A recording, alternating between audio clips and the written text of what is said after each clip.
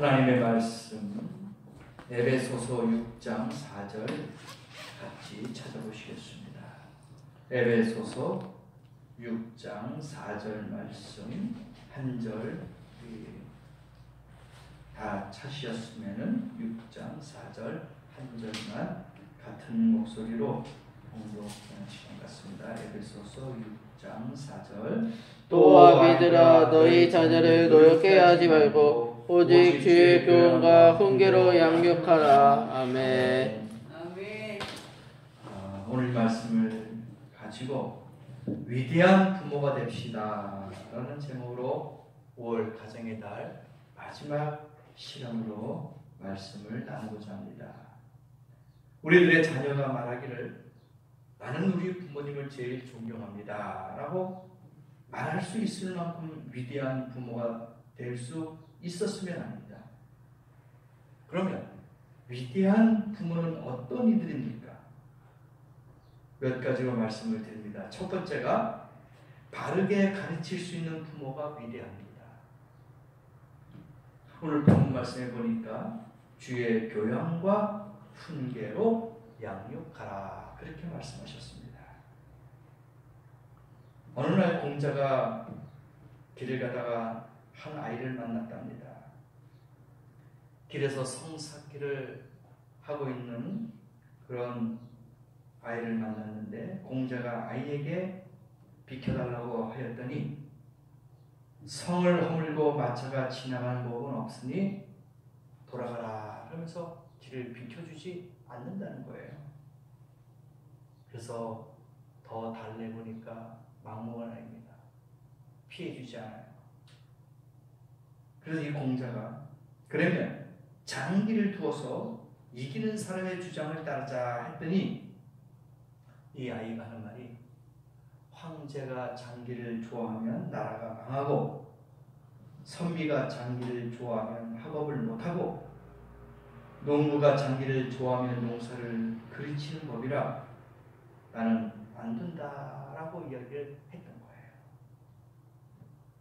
몇 가지 제안을 하였지만 막무가내였고 교활하게 피했기에 공자가 쩔쩔맸다는 말이 있습니다.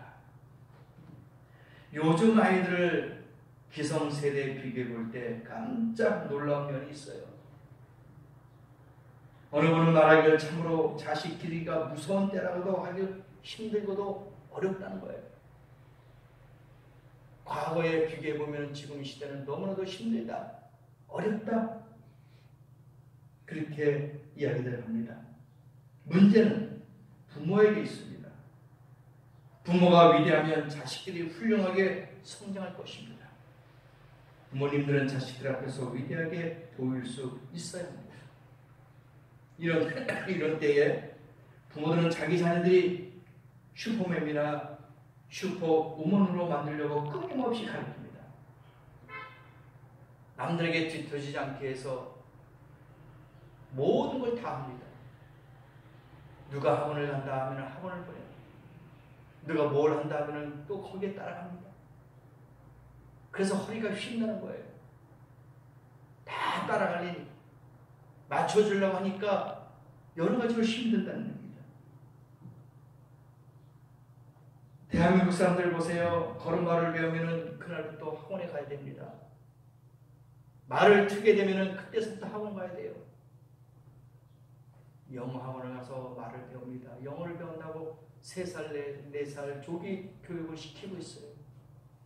걸음마를 뛰면은 예체능 쪽으로 가야 된다고 또 모든 것을 다 쏟아부으며 학원을 보내고 있습니다.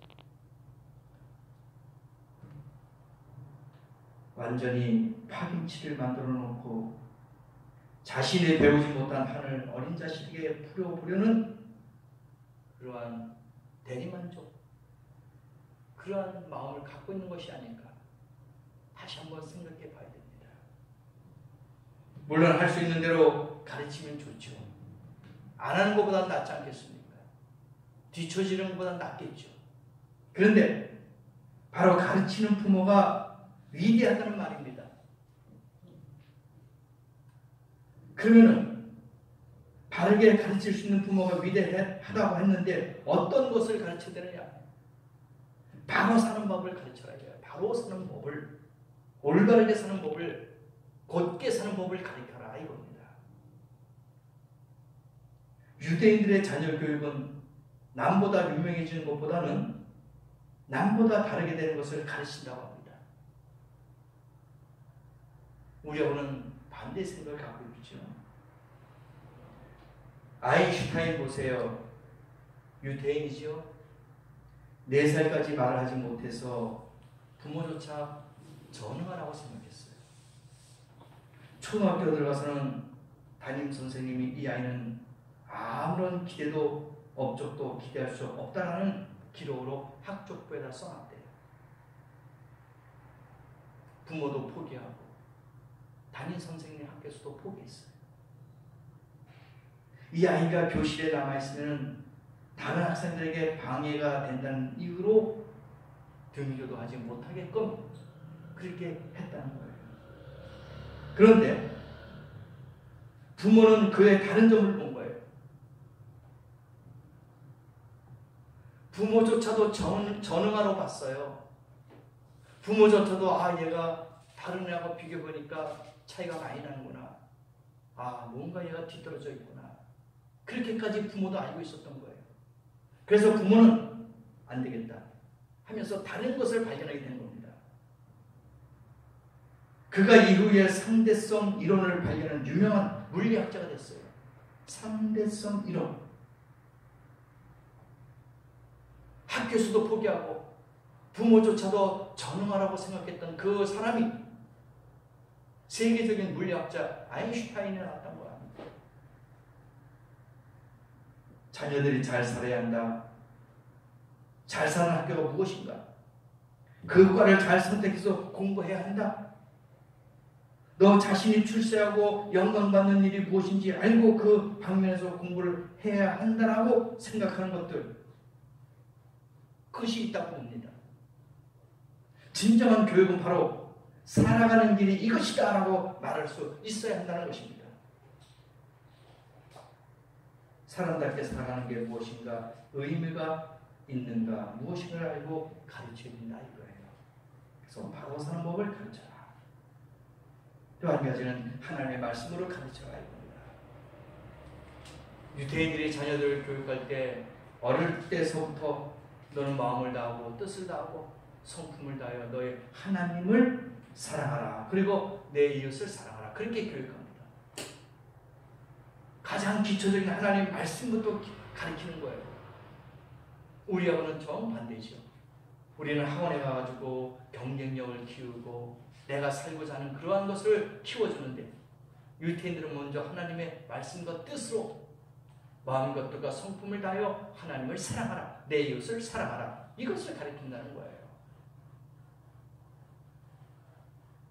말씀을 문설주에도 손목에도 써서 보게 하고 외우게 했던 것이 전 세계적으로 위대한 이스라엘 유대인을 만들게 된 것이죠. 우리들의 자녀들에게 좋은 기술과 재주를 가르치는 것도 중요하지만 어릴 때서부터 하나님 말씀을 가르쳐줘야 된다 이겁니다. 중요한 거예요.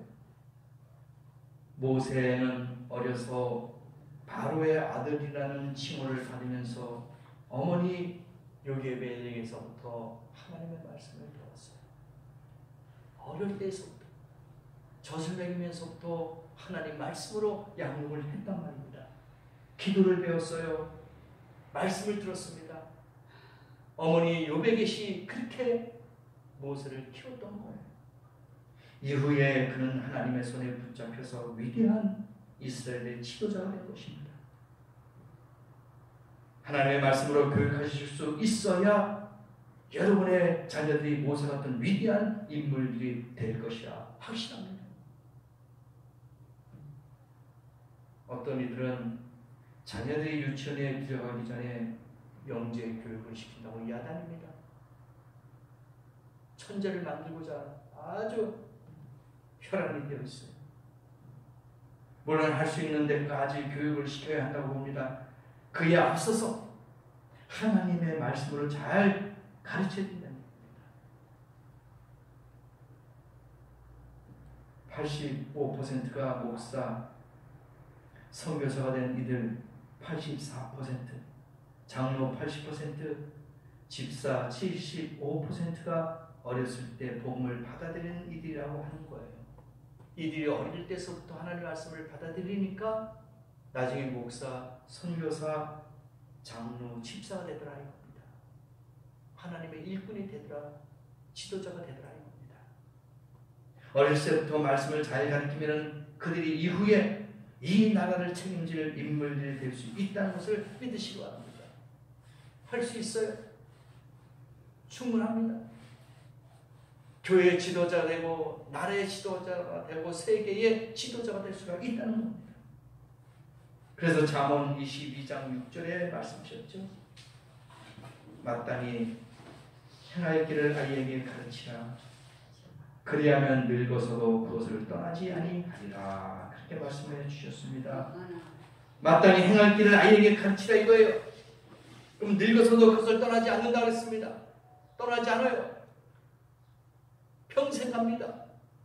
그래 평생 하나님의 말씀을 갖고 살 수 있어요. 이것이 복이라는 얘기입니다. 그래서 하나님의 말씀으로 가르쳐야 된다. 또 한 가지는 부모님을 잘 섬기는 법을 가르쳐야 된다 이겁니다. 어릴 때 예쁘다고 귀엽다고 아무렇게나 가르치면 후에 어린이 돼서는 고치지기 쉬워요. 어렵습니다. 3살 버릇이 8년 간다는 우리나라 속담도 있지 않습니까? 그러니까 어렸을 때 너무나도 그렇게 키우면 나중에 고치기가 어려워요. 어릴 때서부터 잘 가르쳐야 됩니다. 나무를 어릴 때서부터 모종을 해가지고 키우잖아요. 그러면 어떻게 합니까? 일자로 잘 곱게 꺾기 위해서 가지치기도 하고 잘 가꿉니다. 농사하시는 분들 보세요. 고추나무라든지 다른 과일나무 같은 거 볼 때 지지대를 세웁니다. 왜 그럴까요? 쓰러지지 말라고. 곱게 자라라고. 그래서 우리 자녀들도 마찬가지입니다. 곱게 자라고 또 정직하게 자라고 하나님께서 쓰심 받기 위해서 자르기 위해서는 말씀으로 키우라 이겁니다. 말씀으로 양육하라 이겁니다. 어릴 때부터 잘 가르쳐야 됩니다. 구부러진 것은 상품 가치가 없어요. 과일이나 야채를 한번 보세요. 구부러진 거 좋아합니까? 아니에요. 일자로 꽂은 것 상품 가치가 있는 거예요. 구부러진 거는 상품 가치가 떨어집니다. 어릴 때부터 성격이 삐뚤어지면 고치기 힘들어요. 어디 가서도 인정받지 못합니다. 어렸을 때부터 부모님을 잘 섬기는 것을 가르쳐야 나중에 그 자녀들이 사회에 나가서 어디 있든지 인정을 받을 수 있는 자녀가 될 수가 있다는 겁니다. 어른들을 잘 섬기는, 공경하는, 또 윗사람을, 선배들을 잘 챙기는 그러한 자녀들이 될 수 있다는 겁니다. 그것을 인정받는 거예요. 그것이 성공한 겁니다. 그것이 사회에 적응하고 가정에서 잘 칭찬받는 자녀가 될 수 있다는 겁니다. 자녀들은 부모님의 흉내를 잘 내요. 어렸을 때 부모님, 엄마가 예를 들어서 딸 앞에서 화장하는 모습을 보이면 그 딸도 따라서 해요. 옷을 예쁘게 입는 법을 배우면 또 옷을 입는다고 따라서 합니다. 부모님 어떻게 하느냐에 따라서 자녀들이 다 흉내내요. 행동도 말도 똑같이 따라합니다. 그게 중요한 거예요. 부모님은 어떤 말을, 어떤 행동을, 어떤 것을 하느냐에 따라서 자녀 교육이 틀려진단 말입니다. 사회 나가기 전에 자녀들은 가정에서 부모님의 모든 것을 배우고 나갑니다. 그래서 부모님의 잘못된 것을 보고 나갈 때는 사회에서도 체험하고 적응하기가 힘들다는 거예요. 모든 행동들을 어디에서 배우는가 하면 부모님을 통해서 배웁니다. 경건생활도 신앙생활도 마찬가지예요. 그래야지 자녀가 닮아가고 배워가는 겁니다. 가정에서 찬송이 있고 가정에서 기도가 있고 가정에서 말씀이 있다면 그 자녀들은 그것을 통해서 하나님을 섬기게 되고 하나님을 알게 되고 그들도 나가서 기도생활, 말씀생활, 전도생활, 찬양생활을 할 수 있는 복된 자녀가 될 수가 있다는 겁니다. 내가 잘못하면서 아이들을 잘 해달라고 하는 것은 정당하지 못합니다. 그래서 하는 말이 있습니다. 문제는 없다. 단지 문제의 부모가 있을 뿐이다. 문제는 없어요. 단지 부모가 잘못하고 있는 것뿐입니다. 부모 공경도, 내가 먼저 부모님을 공경해야 자녀들도 배웁니다. 경건 생활도 자신이 먼저 보여주어야 자녀들이 배웁니다. 그래서 가정교육에 어떻게 하냐에 따라서 그의 인생이 달라진다는 겁니다.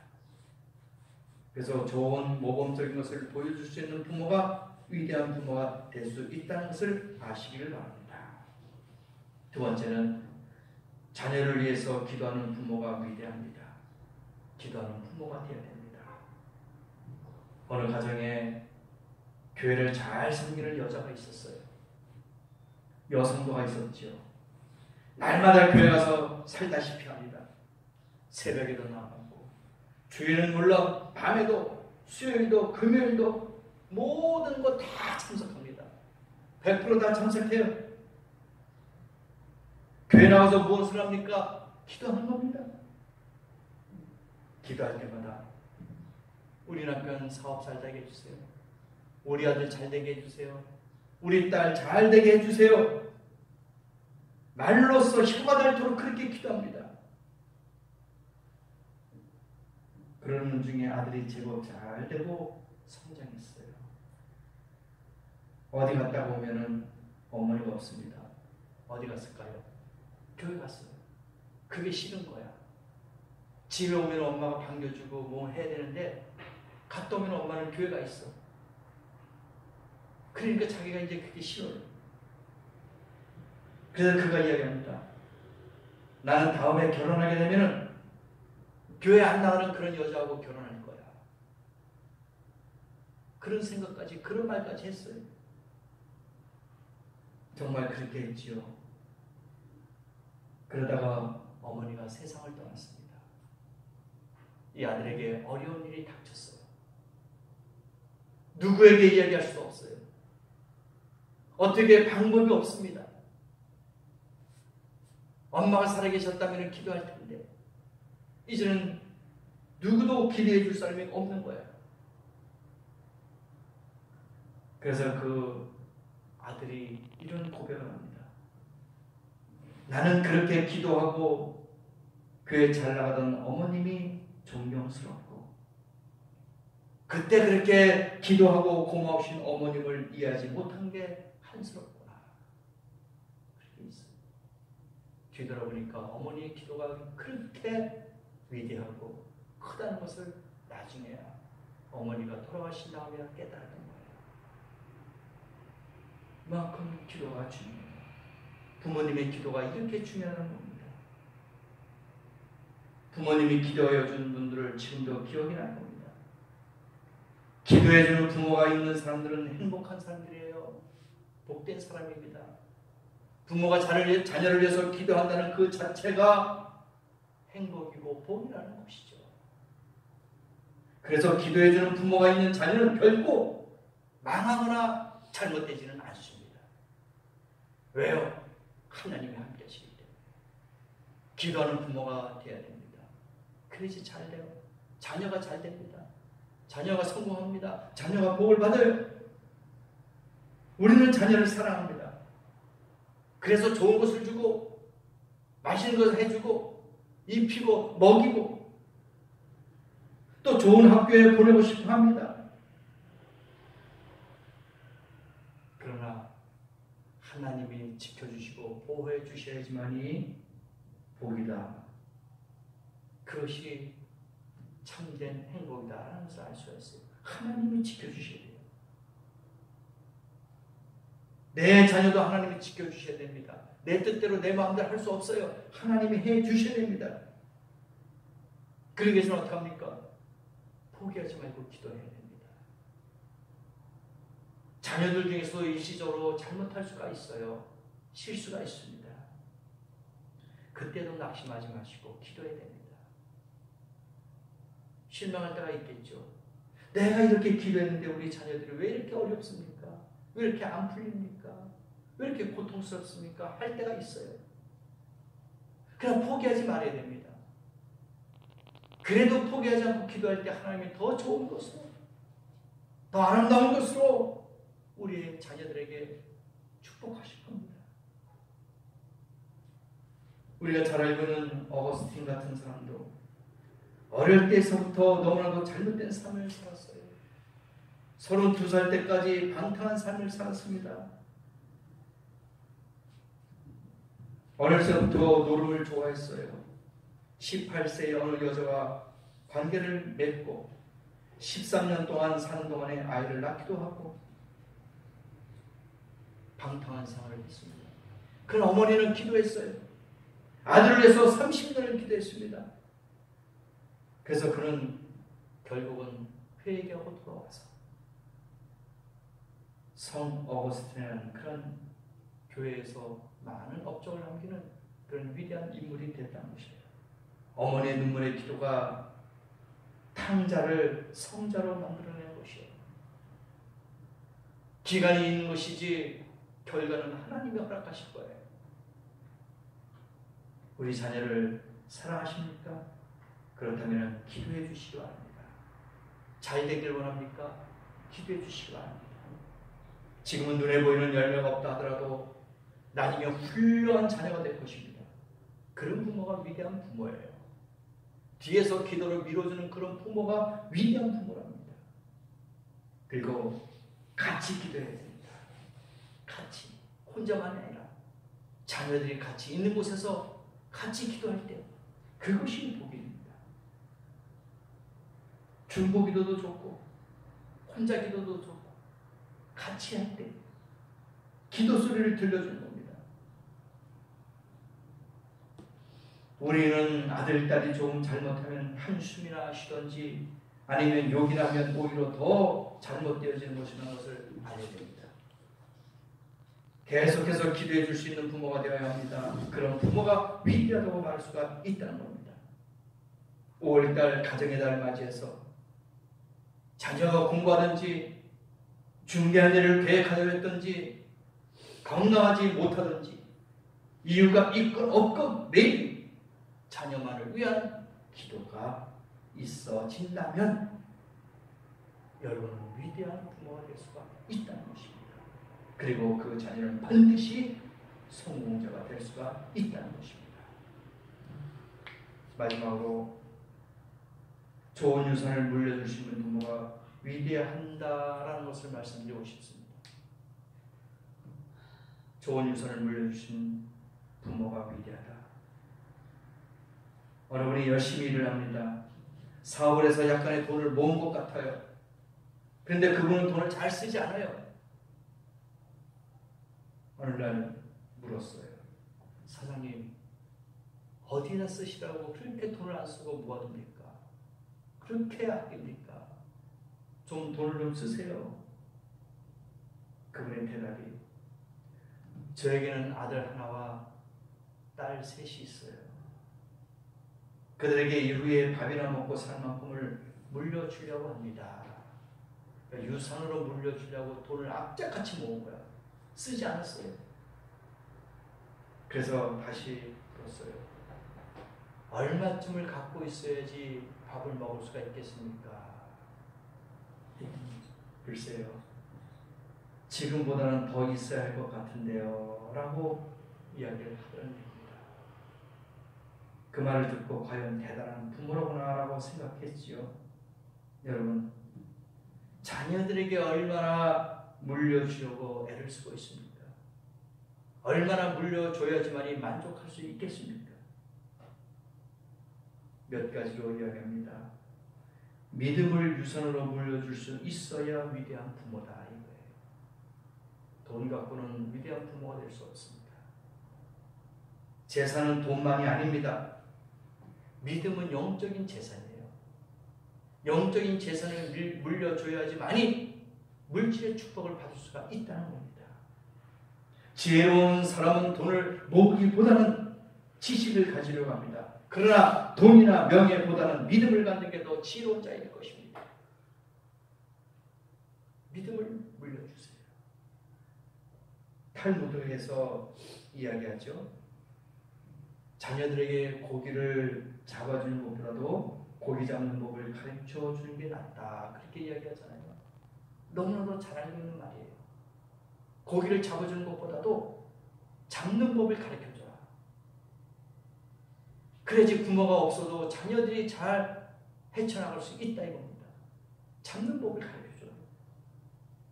세상에서 잘 살아가려고 돈을 물려주는 것보다도 믿음으로 살게 하면 그가 복된 삶을 살게 되고 물질도 따라온다 이겁니다.